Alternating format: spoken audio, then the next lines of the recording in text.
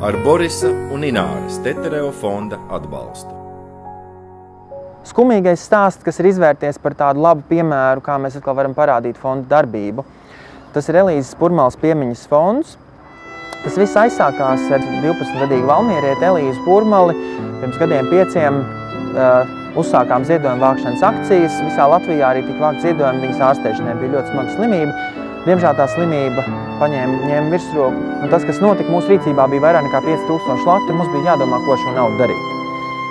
Un beigu beigās, runājot ar cilvēkiem, runājot fondā, runājot ar kolēģiem, runājot ar Elīzes vecākiem, mēs nonācām pie tāda secinājuma, ka mēs vēlamies tai naudai ļaut dzīvot mūžīgi.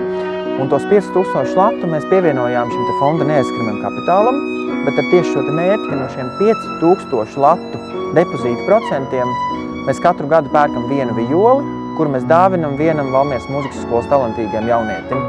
Tas nozīmē, ka katru gadu 1. septembrī mēs varam vienu vijoli vienam talantam pasniegt, kas ir ieguldījums gan izglītībā, gan kultūrā, gan Valmieras mūzikas skolā. Tā kā, es domāju, tas ir tāds ļoti labs piemērs, kā mēs varam redzēt gan kā strādā šī mūžīgā nauda, proti neaizskaramais kapitāls, gan arī mēs varam cieņā un godā paturēt piemiņā šo Elīzes vārdu, kurai nauda tika vākta, gan arī, es domāju, ļoti lietderīgi izlietot to naudu, ko cilvēki bija saziedojuši.